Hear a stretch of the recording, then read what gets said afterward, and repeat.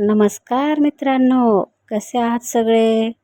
मित्रांनो, आपला हा व्हिडिओ सगळ्यांसाठी उपयुक्त आहे. म्हणजे शाळेतील विद्यार्थी, मराठी शिकणाऱ्यासाठी प्रत्येकासाठी हा व्हिडिओ खूप उपयुक्त आहे. मित्रांनो, शब्दांच्या जातीतील महत्त्वाचा घटक असा सर्वनाम आज आपण शिकणार आहोत. तर व्हिडिओ शेवटपर्यंत नक्की बघा. आणि हो, आवडला तर चॅनलला सबस्क्राईब करा, लाईक करा, शेअर करा आणि कमेंट देखील करा. चला तर मग वेळ न घालवता व्हिडिओ चालू करू. सर्वनाम. सर्वनाम म्हणजे नावातच आहे. सर्वनाम म्हणजे नावाच्या जागी जो शब्द वापरतो त्याला सर्वनाम म्हणतात. सर्वनामाची व्याख्या. नामाऐवजी वापरल्या जाणाऱ्या शब्दाला सर्वनाम असे म्हणतात. उदाहरणार्थ, राम जेवण करतो. हे सर्वनामाचं वाक्य कसं होईल? तो जेवण करतो. राम या नावाच्या जागी सर्वनाम वापरलं तो, त्याच्यामुळं तो जेवण करतो असं तयार होईल वाक्य. दुसरं उदाहरण घेऊ. सीता गाणे गाते. आता हे सांगा वाक्य कसं तयार होईल सर्वनामाचं? सांगा बरं पटकन, सांगा लवकर. तर ते असं वाक्य तयार होईल, ती गाणे गाते. समजलं का? सर्वनाम कुठे वापरतात ते? सर्वनामाचे 9 प्रकार आहेत. त्यातील मुख्य प्रकार 6 आहेत. ते पुढे पाहूया आपण. प्रथम पुरुषवाचक सर्वनाम. दुसरं दर्शकवाचक सर्वनाम. तिसरं प्रश्नार्थक सर्वनाम. चौथा आहे सामान्य किंवा अनिश्चित सर्वनाम. पाचवा आहे संबंधी सर्वनाम आणि 6वा आहे आत्मवाचक सर्वनाम. हे सर्वनामाचे मुख्य 6 प्रकार आहेत.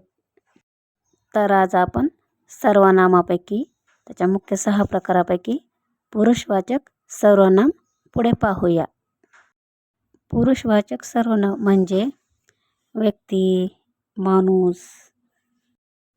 पुरुषवाचक सर्वनाम म्हणजे व्यक्ती, माणूस. जी सर्वनामे आपण पुरुषासाठी वापरतो, म्हणजे व्यक्तीसाठी वापरतो किंवा एखाद्या माणसासाठी वापरतो, त्याला पुरुषवाचक सर्वनाम म्हणतात. अशी त्याची व्याख्या करता येईल. पुरुषवाचक सर्वनामाचे उपप्रकार 3 पडतात. एक प्रथम पुरुषवाचक सर्वनाम, दुसरं द्वितीय पुरुषवाचक सर्वनाम आणि तिसरं तृतीय पुरुषवाचक सर्वनाम. पुरुषवाचक सर्वनामाच्या उपप्रकारापैकी जे 3 आहेत त्यांच्यापैकी प्रथम पुरुषवाचक सर्वनाम पाहू. प्रथम पुरुषवाचक सर्वनाम. जी सर्वनामे स्वतःसाठी वापरले जाते त्याला प्रथम पुरुषवाचक सर्वनाम म्हणतात. उदाहरणे पाहू. मी रोज शाळेत जातो. मी हे सर्वनाम स्वतःसाठी वापरले जाते, त्यामुळे प्रथम पुरुषवाचक सर्वनाम आहे. सर्वनाम म्हणजे नामाऐवजी वापरला जाणाऱ्या शब्दाला सर्वनाम म्हणतात. मग इथं नाव नाही तर सर्वनाम वापरला आहे मी. दुसरे उदाहरण पाहू. आपण तुला पैसे देणार नाही. आपण हे सर्वनाम स्वतःसाठी वापरले आहे, म्हणून ह्याला प्रथम पुरुषवाचक सर्वनाम असे म्हणतात. आम्ही तुला पैसे देणार. आम्ही हा सर्वनाम स्वतःसाठी वापरला जातो, त्यामुळे हे देखील प्रथम पुरुषवाचक सर्वनामच आहे. स्वतः कामे करायला शिका. स्वतः म्हणजे मीच्या जागी वापरले जाणारे हे सर्वनाम आहे. हे देखील प्रथम पुरुषवाचक सर्वनाम आहे. मित्रांनो, समजले का तुम्हाला प्रथम पुरुषवाचक सर्वनाम? समजले असेल तर पुढचा भाग घेऊ आपण. दुसरा उपप्रकार आहे द्वितीय पुरुषवाचक सर्वनाम. द्वितीय म्हणजे दुसरा. द्वितीय पुरुषवाचक सर्वनामाची व्याख्या: जी सर्वनामे आपण दुसऱ्यासाठी वापरतो त्याला द्वितीय पुरुषवाचक सर्वनाम म्हणतात. द्वितीय पुरुषवाचक सर्वनामाची उदाहरणे पाहू. तू बाहेर जा. तू हा सर्वनाम दुसऱ्यासाठी वापरला आहे, त्यामुळे हे द्वितीय पुरुषवाचक सर्वनाम आहे. दुसरे उदाहरण पाहू. तुम्ही खाली बसा. तुम्ही हे सर्वनाम दुसऱ्यासाठी वापरले आहे, त्यामुळे हे पण द्वितीय पुरुषवाचक सर्वनाम आहे. पुढचं उदाहरण घेऊ. आपण घरी जाऊन या. आपण हे सर्वनाम दुसऱ्यासाठी वापरलेले आहे, त्यामुळे हे पण द्वितीय पुरुषवाचक सर्वनाम आहे.